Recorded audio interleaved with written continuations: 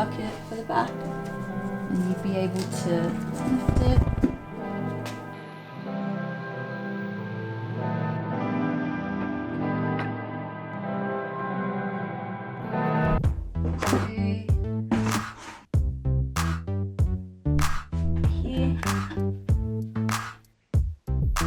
Oh, the bus is really coming together now. The 3D structures are taking off. For today's video, I want to transition you back in time a few months ago to when I first began designing our DIY compost toilet. Don't talk back to me. Come here. Sit. Sit. It's a good job. I love you too. I love you too. So I've cut out our potential toilet lid and also the toilet base, and you're so silly. And I'm gonna essentially make up a little mock-up so that we can be certain of the sizes we want before we cut the actual wood.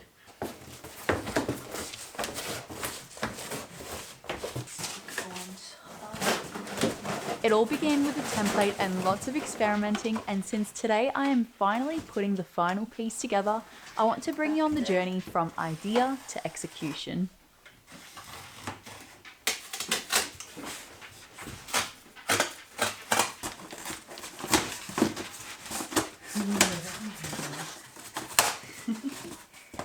Alright. Looks more like a toilet seat now. Stick your head through. Stick your head through. Come here. Come here. Go on, good. Do it. Just do it. Oh, you're just so scared. Oh, but you're just such a scared cat. With hairspray and down.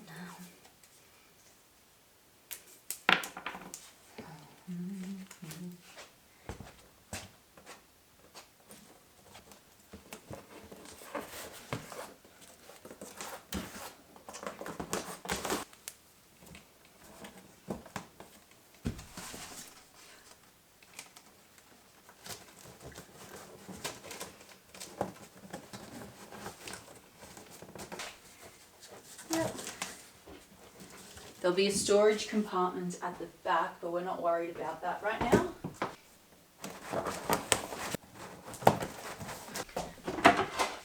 This will get attached to the top like this. So then this can all be lifted. So I'm going to mark that on. That will go in here. That. Yep. That will go in here. Oh, that's it. It sits well. Okay, and once it closes, looks pretty good. So see, that's the front, and right there's the bucket for the back. And you'd be able to lift it.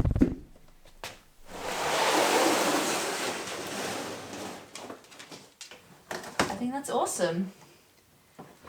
Yeah, good to go. So that means we just need to figure out where the pipe will go into here.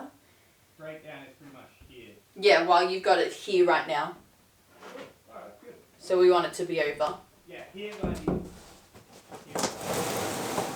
Yep. So that's exactly where I put it. Okay. Which means we have space for the shavings box at the back. Yeah, awesome. Woohoo! That worked out. Yeah. So I ended up finding this container. It looks like it used to have glass cleaner, but I reckon this would be a perfect size container for urine for the compost toilet, because I can have the pipe go into here and we can easily empty it out from both this side and that side, which makes it really easy and clean to work with.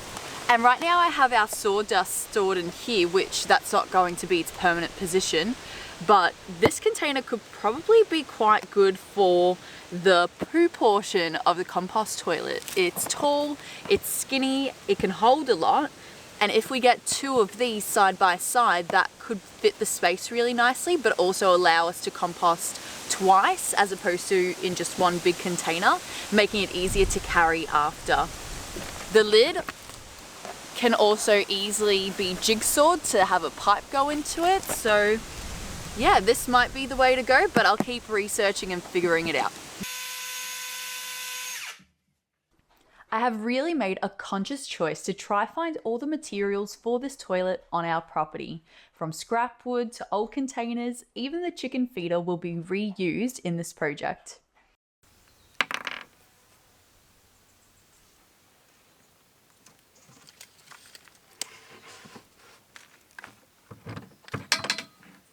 Having the template gave me a lot of confidence in how it would look at the end, but also how I needed to cut the pieces, as I only had so few to work with, because as I said, I'm repurposing things we already had. This project was also the first time I used a jigsaw. Surprising, I know, especially if you've been watching me the last few weeks doing our windows. But it's true, the compost toilet was the first time Sam taught me to use the jigsaw, and now I am obsessed. And so now that you're all caught up, let's go back to the present day and put this toilet together.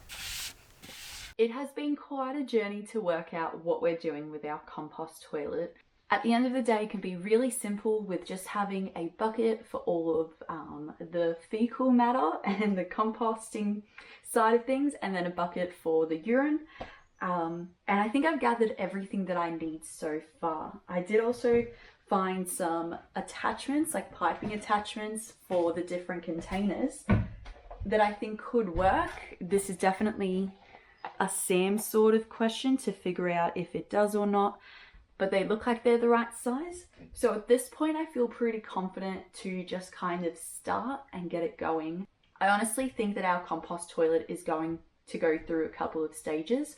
So as far as getting our bus registered and compliant, I think we'll keep the compost pretty simple. Like it'll just be those 2 buckets, no hole in the ground, no chute down below, just super simple for us to create, but also for someone to sign off on. And then once we're ready to upgrade the system, especially once we go ahead and start the trip and we want to be more full-time in the bus, I think that's when we'll create the compartment down below. So we'll probably try to almost do our best to deal with the toilet as it is for as long as we can until it becomes a problem and becomes cumbersome. We're very lucky that our friends are letting us come onto their property, and they're going to help us out in that way because we'll have access to a toilet and a shower so that we can get the system going properly before we have to actually use it full time. You know, we can have that transition without busting for the toilet. But this will essentially be the urine diverter. The diverter, I do want to go below the ground. So we'll go down to this bucket down below, or at least we'll have it very ugly like beside it until we work that out. But it won't fit in the box beside this the way that I'm planning to have it. Anyways, I think I'm ready to cut. And I'm ready to try screw together the base of the toilet and just see how it goes. I still don't know what I'm going to use to cover the outside of it so that it looks nice, but it also functions well and is waterproof. So maybe as we do it, we'll just have a think and see what we come up with.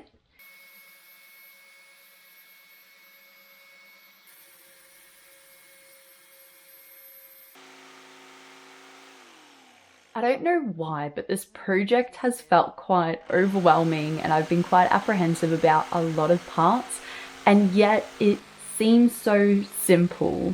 Have you guys ever had a project like that where it feels like the whole world is against you and everything's going to go wrong and what you're doing isn't right, and then when you actually start, or when you start accomplishing that goal, it's kind of like, oh, what was I so worried about? This project, this compost toilet, has kind of felt like that, and yet I'm still pushing forward. I'm still trying to do what I can, because at the end of the day, I have all the skills, I have the idea in my mind, and it's all about just executing it. And you know what, like if it doesn't work, I can just redo it and try a different way, so it's okay. Oh, that sits pretty flush, but Maybe we don't want it to, because that way if we're peeing into it, like it's going on this side, do you think it's better below? Cool. Corners need to go back.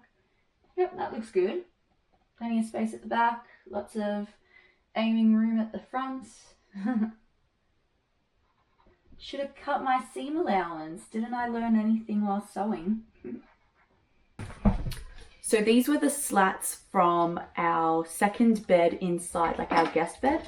So I'm going to cut these to size so that I can just go all the way around with them.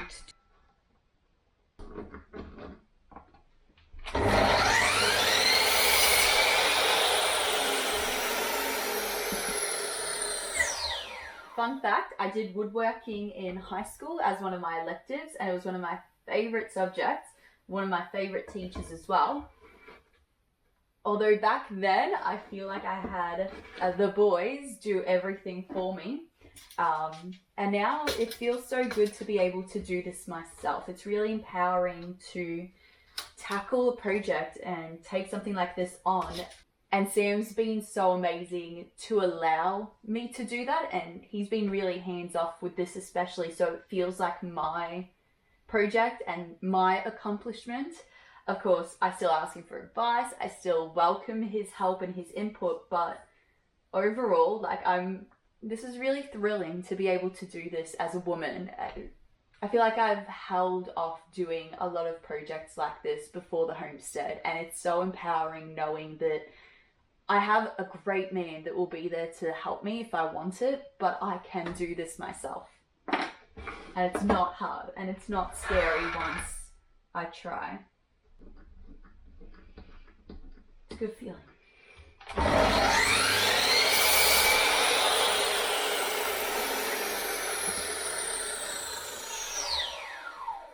think that's all the ones I'll cut for now, and I can always come back and cut more. But I've got 8, the length that I want, and I think this will at least get me started. Close that, otherwise Sam will yell at us. And let's go attach these as best as we can. Okay.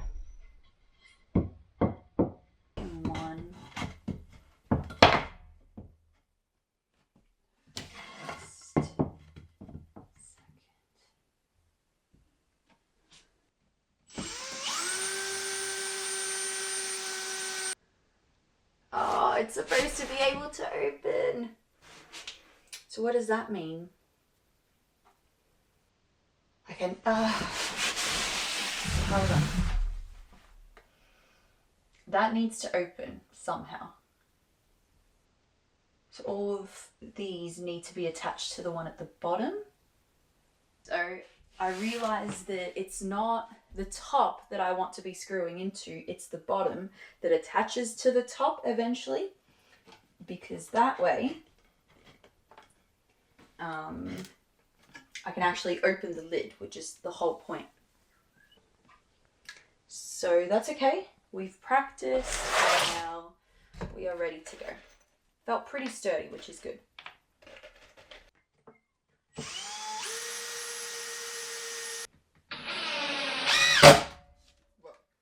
That's one.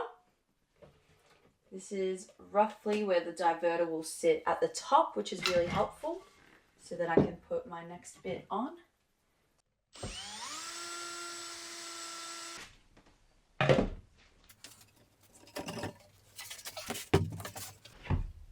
Okay.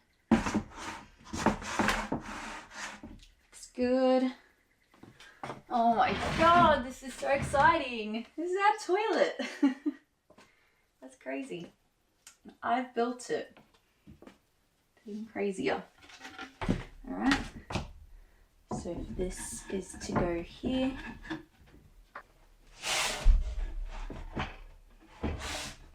We'll go back there. So it'll sit kind of like that.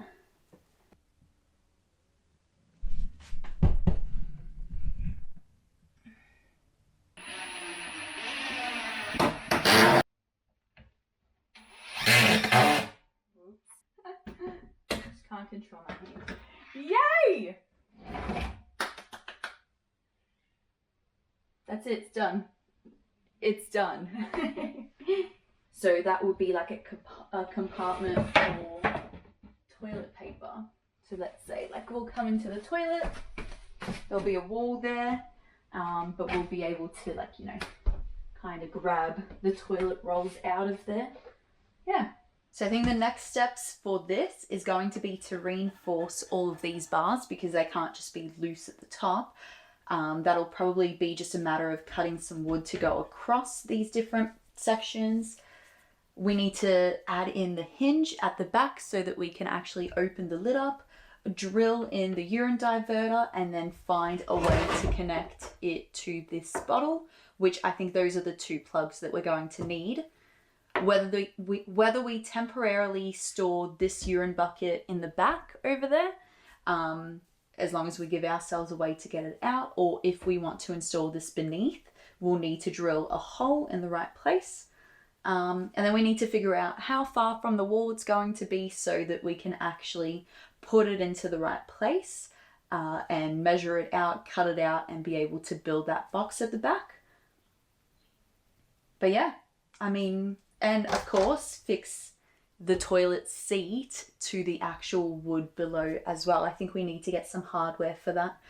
I'm thinking as well, as far as keeping this bucket, I mean, right now it's loose in there and that's not ideal at all. So I think what we would end up doing is using like a bit of wood at the front and the back and the two sides to sit the bucket into. So almost like a little template that the bucket sits into. We could even cut out a hole to do that. That would be a really good way to do it. And then that way, when we empty out the bucket and then bring it back in, we know exactly where we need to place it so that the system works well. But I think it looks great. Thank you so much for joining me today. I mean, we built a toilet. That's pretty exciting. This would have been a pretty big video to watch from start to finish. So thank you so much for your time. And if you made it all the way to the end, I want you to comment an emoji of a toilet right, in the comments. And I know you made it till the end. As far as what I'm gonna do next, am I going to cook when I get inside? I don't know. I'm definitely hungry, so I'm going to go eat.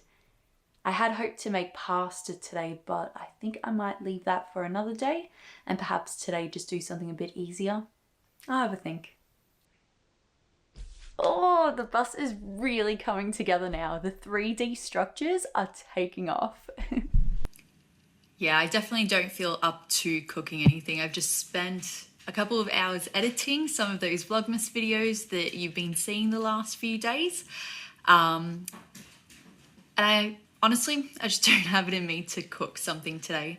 Usually when we work on the bus, unless I've started the morning cooking, I'm usually exhausted by the time the end of the day comes, and that's exactly what's happened. I mean, I built a toilet today. Come on, give me credit. But I will give you guys a cooking tip. So I am planning on making some blondies in the next couple of days. And if you don't know what that is, it's kind of like the opposite of brownies. So you have a chocolate-based one, and then you have like a more vanilla-based, dense cake type of thing. I've never made them before, but I'm really excited. But I am doing it with a twist, and I'm doing like a caramel dulce de leche layer on it. And if you didn't know, you don't actually have to buy the dulce de leche. The way to make it is literally to get a can of condensed milk, which costs like $2, and boil it for 2 hours. One of my favorite cakes that my parents made when I was little, and they made it every single year for my birthday, was made out of exactly that.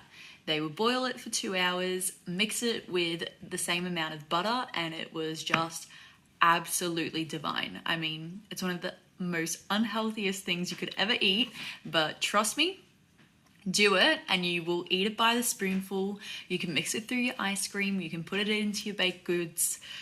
It's just seriously good. I'm losing my words thinking about it. So that's what I'm going to do, and then we'll make a recipe with that in a couple of days' time, or in your time, probably the next video you see. See you guys tomorrow for another day of Vlogmas.